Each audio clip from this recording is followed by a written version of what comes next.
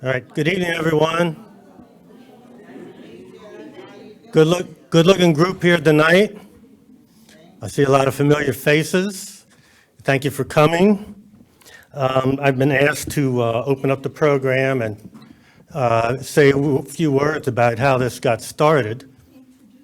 Oh, yes. My name is Gary Bell. Some of you know me. I am on the Hometown Heroes Committee. I am also past commander of the Sons of the American Legion. So just to give you a little bit about myself, I am a 46-year resident of Cheverly, Valley Way, to say the least. So we're going to have I'll give a brief talk. I'm wearing two hats tonight. One as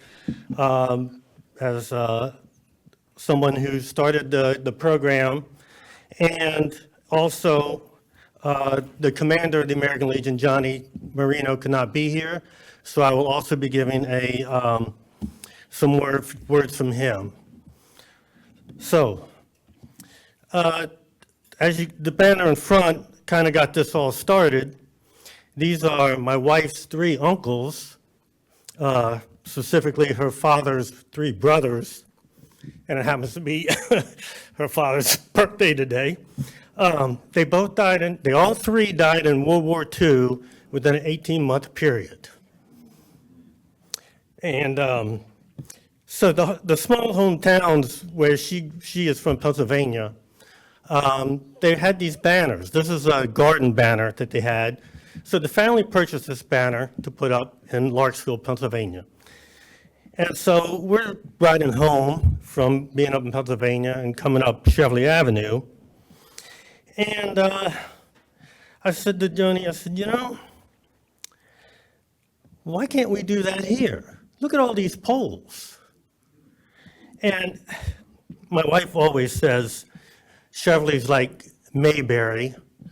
And as she says for younger folks, Stars Hollow, for those of you a little younger. And I thought, man, let me see. So I took it to my council member, who happened to be Michael Watson at the time. And then I think I talked to Amy Fry. Then I think I talked to Christopher Wade. And they were all like, yeah, that sounds like a pretty good idea. So then I got to be able to bring it to in front of the council at a work session. And they voted to go ahead with it. So at the meeting, it was approved, and then we got the ball rolling. Part of the reason why it got the ball rolling is because of the work that Delane and Yvonne did on their researching what to do, what banner to get, and also how much it would cost, and so forth. And so big thanks to also the Public Works for putting up the banners, rotating them around. So was especially pleased with this last round. When you start something, you never know how it's going to turn out. And I thought, well, we got a few banners up. It's great, looked great, but, we'll see what happens. Well, this last go around, we had 7 folks apply for banners. And I was just so pleased that wow, this town really likes to come through for these kinds of things. We have a diverse group of honorees, I think, that reflects Cheverly's diversity. I hope that you feel a little more sense of community and pride when you see them, that it's just another small thing that makes Cheverly Cheverly. Finally, it is also a small gesture on our part to thank those who served. Some of the banners, these folks, some gave all. And we have men, women, Black, white, Latino. We have folks that served in World War II, Korea, Afghanistan, Iraq, Vietnam, and folks that have gone on, and folks that are still serving, and folks that are veterans, retired veterans. So again, thank you all for participating in this program, and we really appreciate it. So give yourselves a big hand.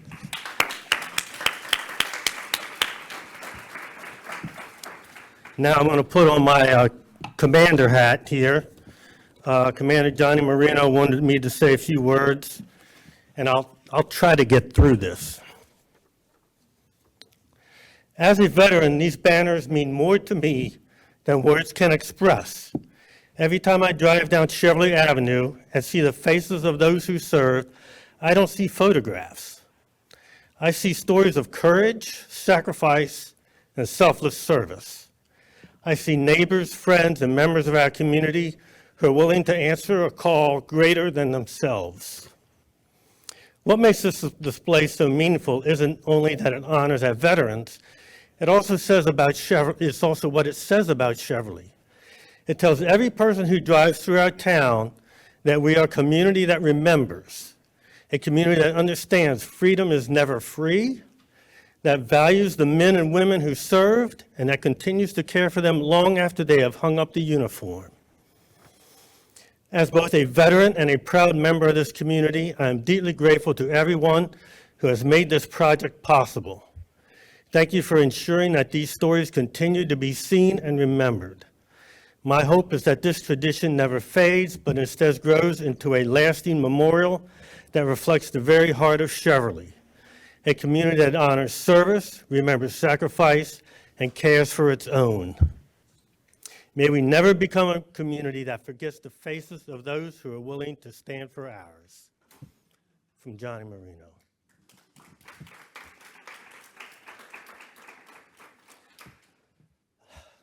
Like I said, that wasn't easy to get through. So now we're going to take some remarks. So what we're going to do first is there are some of the banners, family of members of the banners that want to come forward, and I'll have them come up one at a time. After that, we will take a family member, one from each banner. You'll have 3 minutes to make remarks, and I will call on you. So first up, we would like Raymond Clay Mosley. Come on up.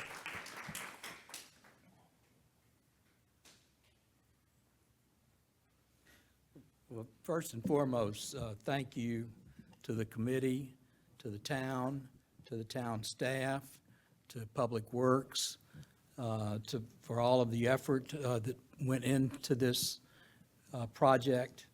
I've been a resident here for 51 years, and it is truly inspiring to see the examples of service and sacrifice that you have captured and expressed to us and that all of these families represent.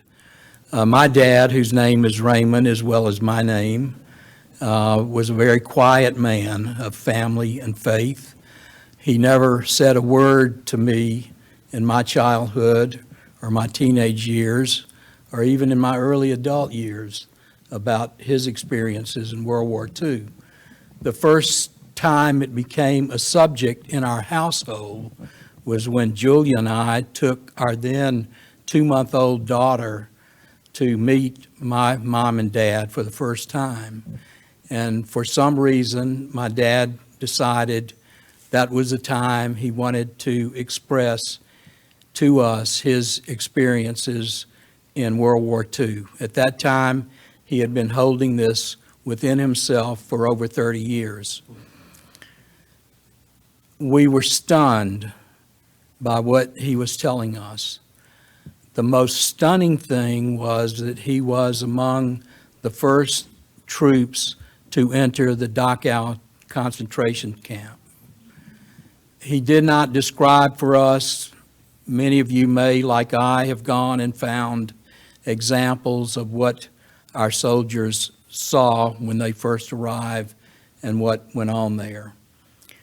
No one in my family ever had any idea that he had seen such.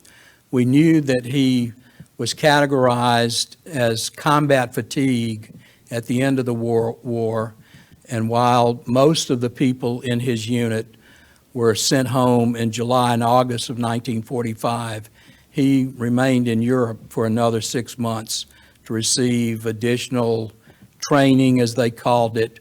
I think we would probably consider it counseling now, for post-traumatic stress disorder.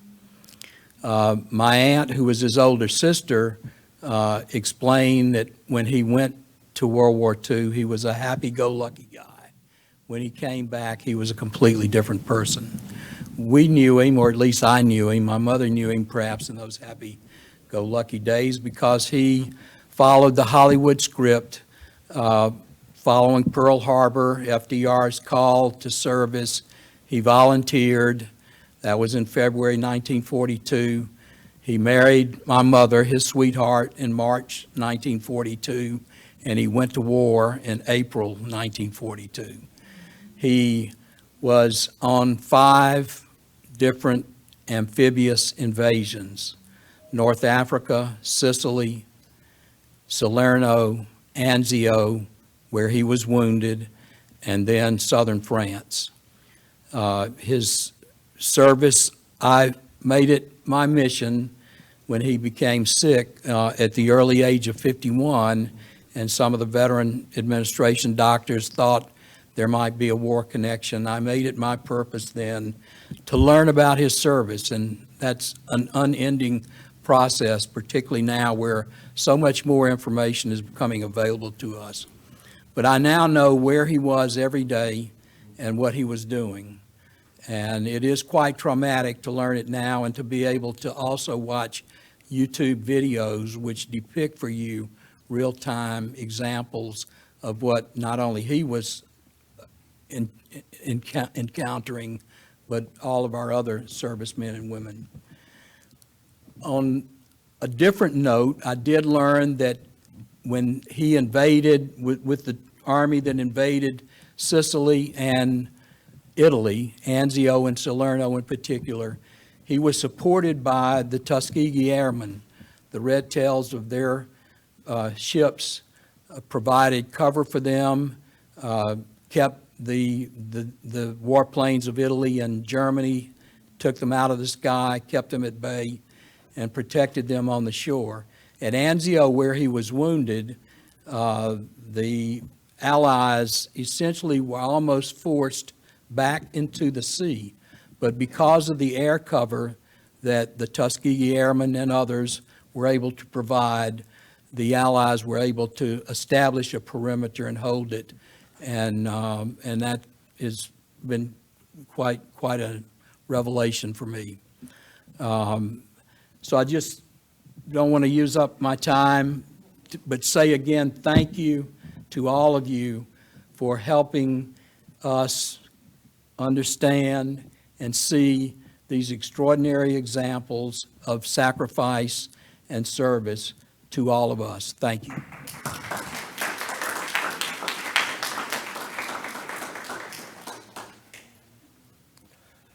Amazing story. Thank you. Next, Linwood Keys. Family, come up.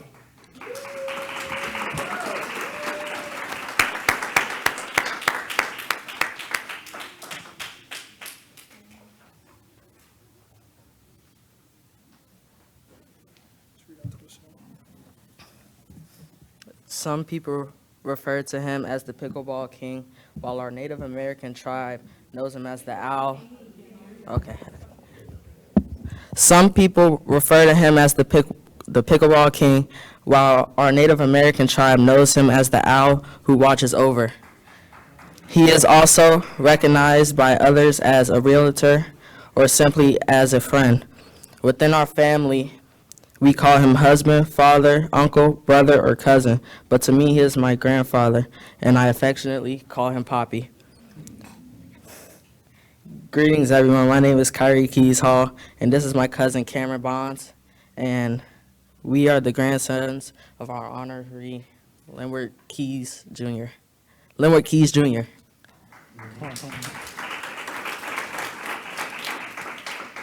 It is a true honor to stand here today and celebrate our grandfather as a hometown hero. To me, he has always been a hero, not because he sought recognition, but because he has taught our family the importance of kindness, patience, hard work, and integrity. He proudly served in the United States Air Force and worked as an airline mechanic, demonstrating his dedication and skill. During his time in the service, he was known for his attention to detail and his unwavering commitment to his team. He often went above and beyond to ensure the safety and reliability of the aircraft, earning the respect of both his peers and superiors. His experience in the Air Force instilled in him a strong ease of discipline and responsibility that he carried throughout his life. He first started playing pickleball in Charlotte, North Carolina, and after moving back to Maryland, he continued his passion for the game and eventually began teaching and coaching pickleball, sharing his love and expertise with others. Poppy. Yeah, there you go. So, Poppy. This honor recognizes what you have done for the community, which will be displayed forever. But I want you to know that your greatest legacy is the love and values you have passed on to all of us, your family. No matter what my cousins or siblings may think, I know I'm your third favorite grandchild now.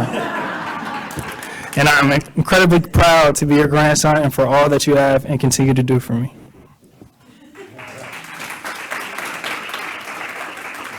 I would like to make a correction to Cameron's last statement. I'm the favorite grandchild, but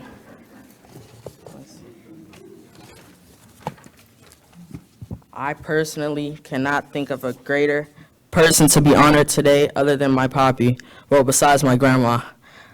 I know I speak for my grandmother, my mother, my aunt, my brother and sister, and my cousins when I say we are all so glad that Poppy is being honored today, and we are most appreciative that you are, though, so much of him to honor him in this way. Poppy, congratulations on this well-deserved honor. We love you, and we'll always be proud to call you our hometown hero. Thank you all for coming out this evening.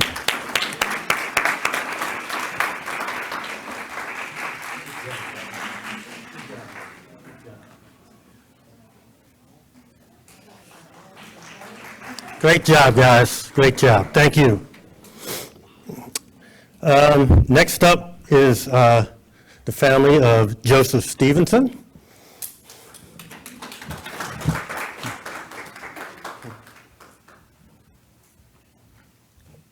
Thank you, Gary. I actually didn't realize that I'd be speaking, but what better thing to talk about than my daddy? He lived here in Cheverly for the last 5.5 years of his life. We still miss him. But he served in World War II and the Korean War. He was a Buffalo soldier, and he didn't mind telling you all his war stories. In fact, since I grew up hearing them, I knew how gruesome some of them were. And when he moved in with us and he started sharing these tales with our sons, I was like, no, Dad, not that one. I don't want them thinking of that with you, because war is not pretty, you know? So in any event, in the end, he got 2 Purple Hearts, which he said no one wants to get, and a Bronze Star and a Silver Star. And some of the men that he saved, which is why he got these medals, they would send him Christmas cards every year. So, and they would write letters and say, if it weren't for you, I wouldn't be here. So, thank you, Gary, for doing this. And I love seeing my dad's picture up on Cheverly Avenue.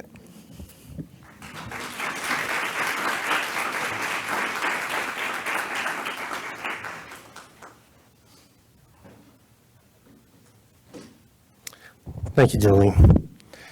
Okay, next up is tribute to Elmer Heaton Jr. 1 minute. Tell a preacher's kid 1 minute, I don't know about that. Thank you, appreciate it.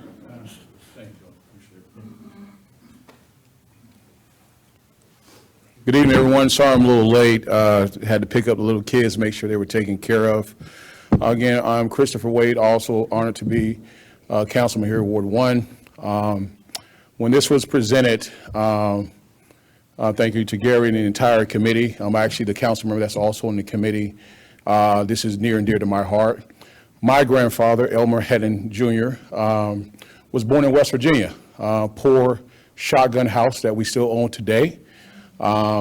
He literally lied about his age to join World War II because, as you know, in West Virginia, if you didn't do that, you would go into the mines. And so he proudly served in World War II, and he was honorably discharged. And after that, he started his career. He attended Florida A&M University in Tallahassee, Florida, and then started his family. And out of that, my mother was born, and it's truly a legacy that to not only see what he has done throughout his career in civil rights in Cleveland, Ohio, but also as a tycoon in the real estate industry in Ohio.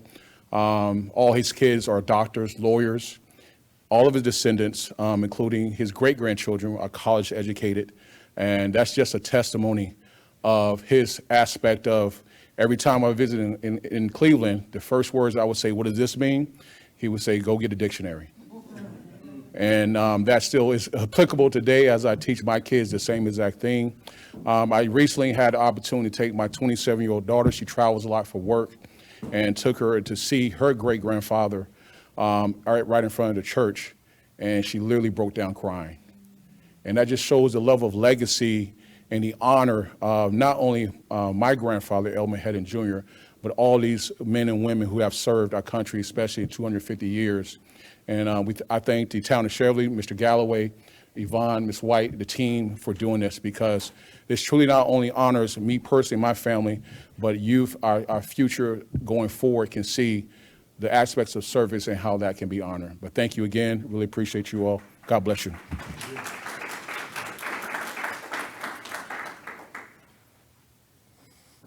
Thank you, sir. Okay, I will read off the names of the banners, of the rest of the banners. If any of the honoree or a member of the family would like to come forward, you have 3 minutes to speak. Is anyone here for Michael Adam Klossner? Okay, seeing none, we're moving on. Anyone here for John Thomas Newman? Okay. Thomas Oswell Smith? Arthur Lee Martin? James Crawford? Fred Price Jr. Yeah. 3 minutes, Fred.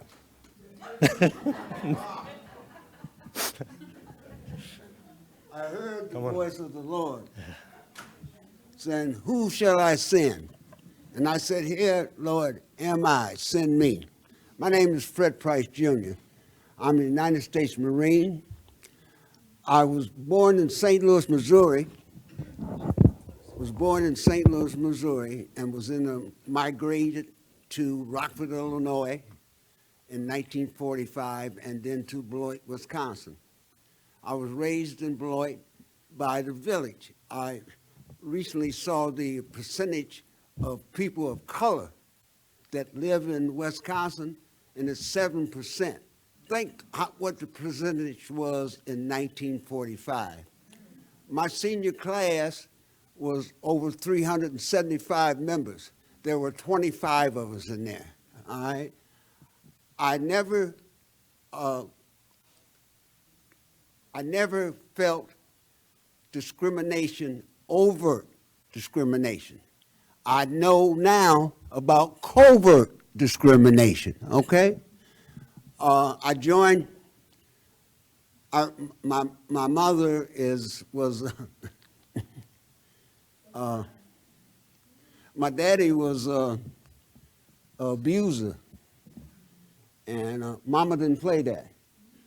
I have had every household, I've had a father and 2 stepdads, and they have been some great people, and they have led me along the way.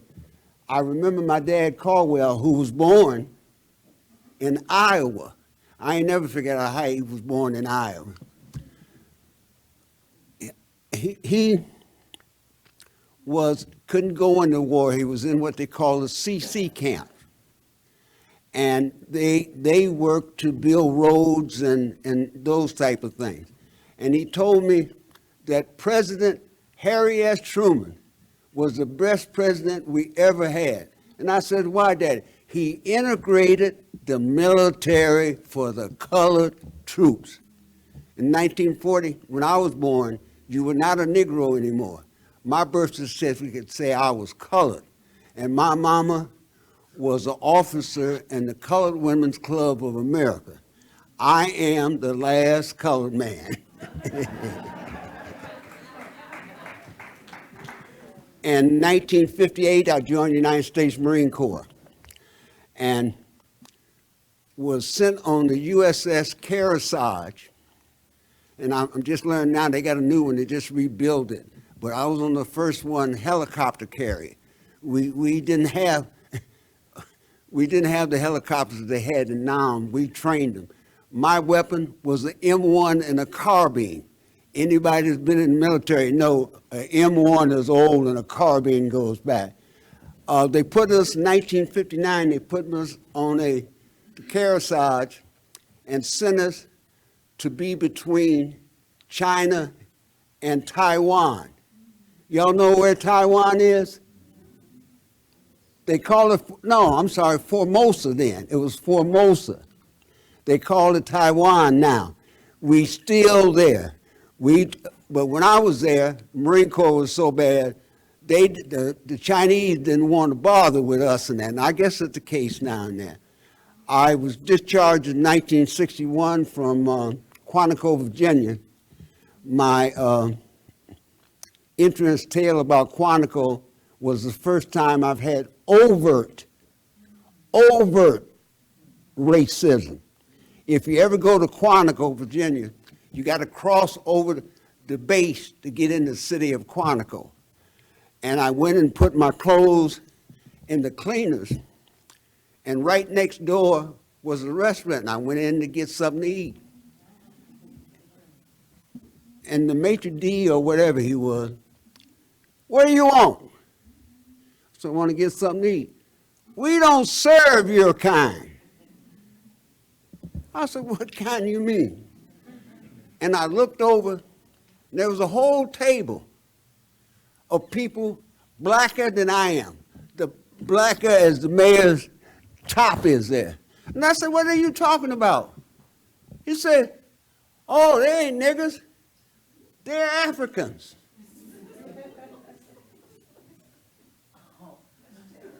Okay. I was on the boxing team. I was sent to Quantico to play football. But Frank Buffalino came out of the Navy, and you have the option of going in the Marine Corps or staying in the Navy. And he chose to go to Quantico. So when I got to Quantico, they didn't want me. I was a little bigger than Mama used to feed me biscuits and syrup and that. So I joined the boxing team, and I had the honor of being on the team with Percy Price. How many of you heard of Percy Price? He went to the Olympics in 1960.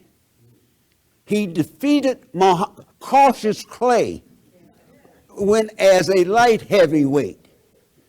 All right? Percy went as the heavyweight. I had the honor to spar with him. After sparring with Percy, they had what they call the All-Marine Tournament, where we stopped our best athletes to compete against the Army and Navy and et cetera. So I was very happy to stay on the boxing team because all I had to do was eat and train and didn't have to carry a weapon.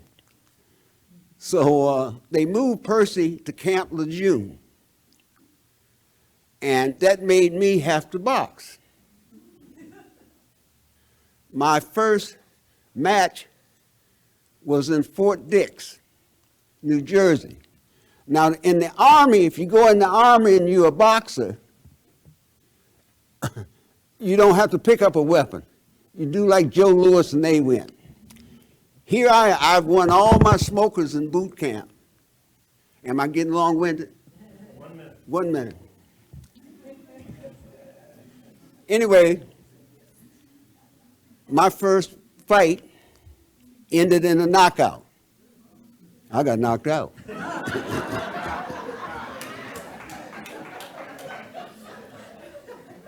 My next 7 fights ended in a knockout. I got knocked out. I went to the sergeant major. Said, I ain't boxing no more. I quit. No, I ain't doing this no more. And he says to me, well, they got this place named Nam, and they can put you on a ship and send you overseas. And I said, I'm short time. I'm getting out in June. He says, there's the right way, the wrong way, and the Marine Corps way. Sunday morning, bright and early, I got up, went over to PX and got me a newspaper. In the newspaper, the Marines are getting their butt kicked in Nam. Bright and early Monday morning, I was back on the boxing team.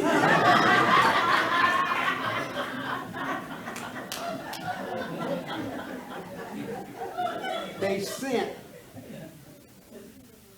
28 members of my platoon to Nam. 8 of them came back. I've been in sheriff for 53 years. God is good.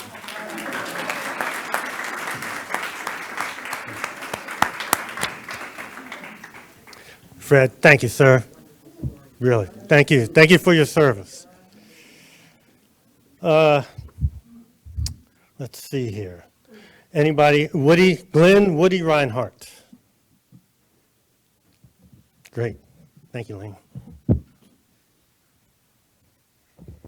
I'm not technically a family member of Woody's, but his cousin's my neighbor, and Woody made everyone feel like family.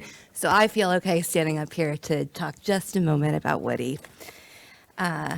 Glenn Reinhardt, but known to everybody as Woody, a longtime member of the Cheverly community. And he was born in Riverdale in August of 1947. And Woody passed on to glory in 2023, but anyone that knew him will just always remember him. He had the kindest heart and most welcoming demeanor, a sincerely gentle soul, and a friend to everybody. Wonderful jokes, just a great person. I will always have many fond memories of him, and it makes me smile every time I see his flag.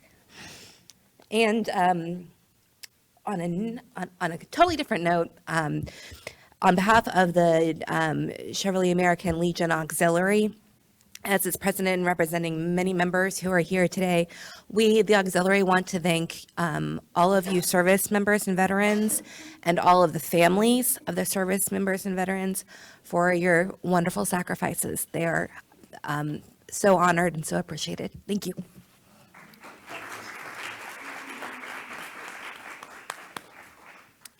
I too have a little something to say about Woody. Believe it or not, when I first moved to town, I had a guy that dropped off and picked up my dry cleaning, and that was Woody's father. And not only that, I got free gardening tips from him. And one of Woody's favorite things to do was be to almost every day.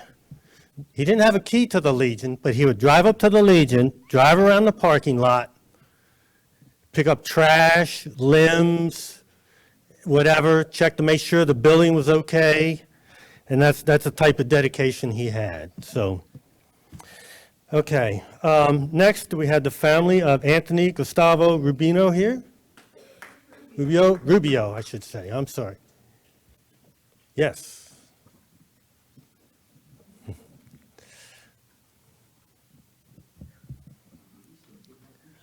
Thank you for coming up. Thank you.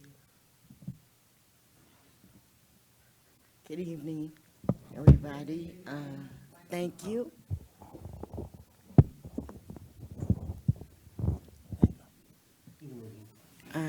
It is an honor and a privilege to be a part of, get up, There you go. Yes.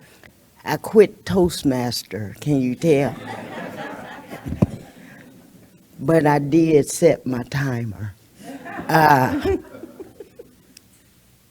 I'm here because of Tony. When I met Tony, he was about maybe 15. He may have been a freshman in high school. He was kind and courteous. And I thought, something must be wrong with him. But that's how he was raised. He was raised by a single parent who did her very, very best. Y'all not gonna believe this, I ain't start the clock, wait a minute, hold on.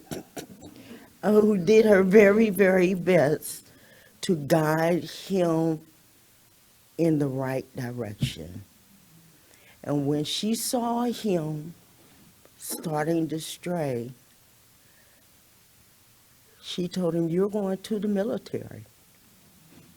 Now, when I was growing up, it was an honor to be in the military.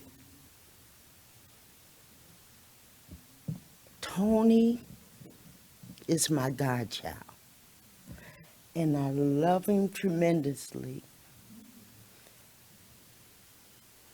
It is an honor to stand here before you as a veteran and to stand beside Anthony's, I keep calling him Tony, that's what I call him, Anthony's mom.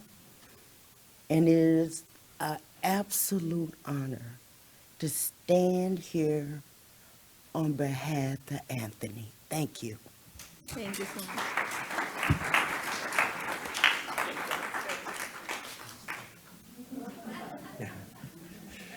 Thank you for that. Next, Joseph B. Yoakum.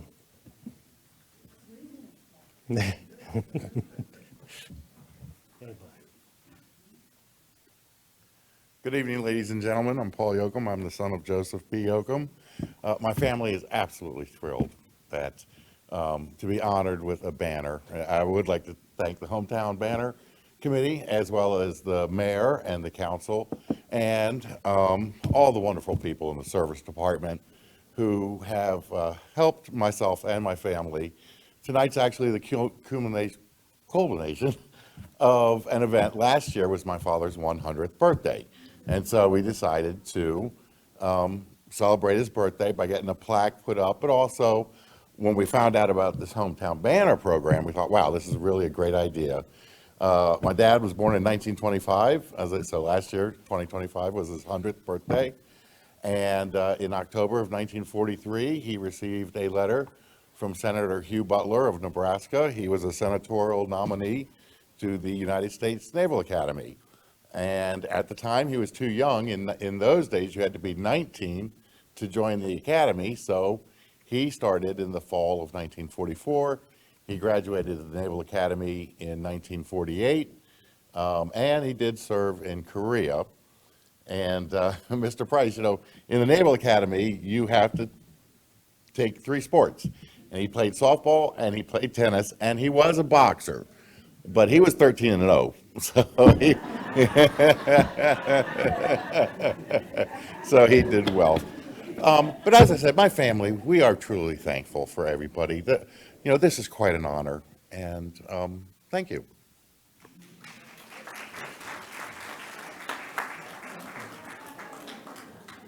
And Paul, am I correct in saying that he was also a council member? Yes, town of Beverly for 6 years. There you go. Yes, sir. I just got to say,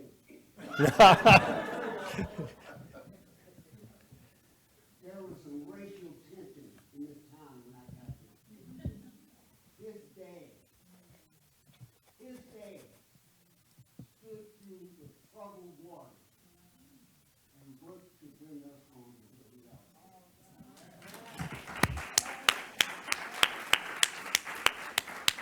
reality. Okay, Michael Patrick Benton. Hey, good to see you again. Hi, everybody. Michael, I'm Brian Benton. Michael's my oldest brother. He was the oldest of four. He just passed in February. We all went through Archbishop Carroll High School in D.C. We all went through St. Ambrose. He started in 1960, I think, because he graduated Carroll in 68. And he lived in Cheverly most of his life, and he loved it here, and I appreciate it. He was big into the American Legion, and thank you very much. This is an honor. I appreciate it.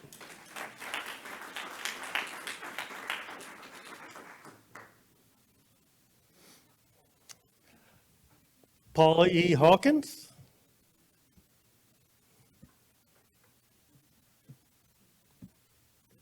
Okay. Frederick William Murphy. And David C. Morris. Anyone coming up? All right.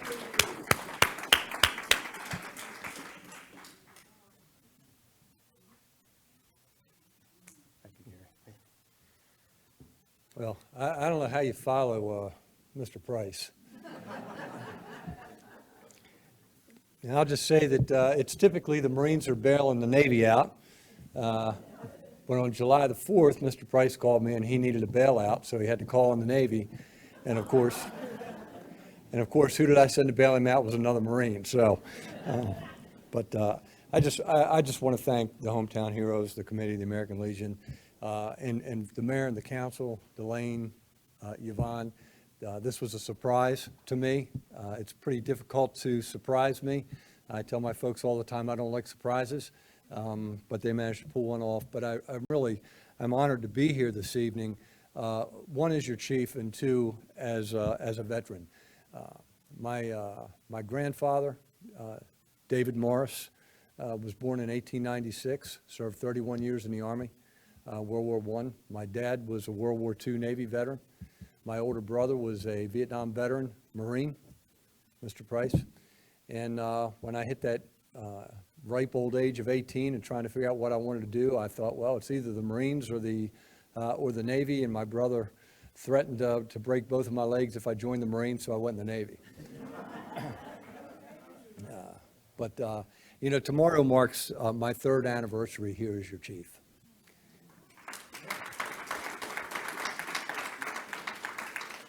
And I've got to tell you, I could not be prouder to stand here as your chief. I was happily retired after 38 years and was called out of retirement. And I told Mr. Galloway, I'll give you 3 months, and tomorrow's 3 years. And I'm told by my deputy chief there's no end in sight because she's threatened to break both of my legs if I try to leave. So, no, I just appreciate all the hard work and all the dedication. When I see that banner on Cheverly Avenue, what I see is a legacy of my family in military service and a family that has embraced me and welcomed me into Cheverly. So thank you very much. I love every one of you and appreciate being here this evening.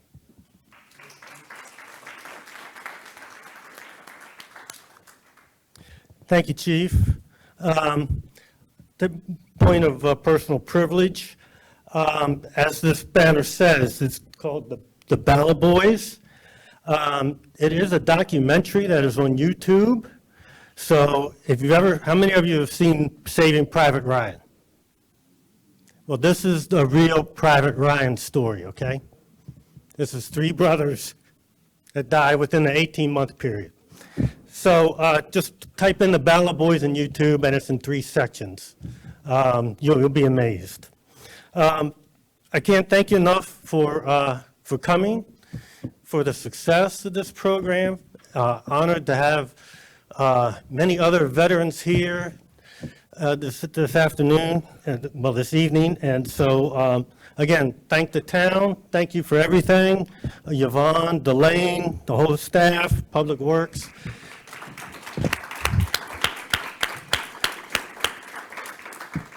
And I tell people, this is a small town inside a huge metropolitan area. And we are reminded a lot about what a community this is, and this is part of it. So thank you again. Good evening. Oh, yes, one last thing. My wife is in charge of the parade, and we're looking for veterans to be in the parade. Our oldest veterans. As long as he doesn't get knocked out. So if you go to the Chevrolet Day website, you can find information, or just contact me or anybody or her. So thank you again. Have a great evening.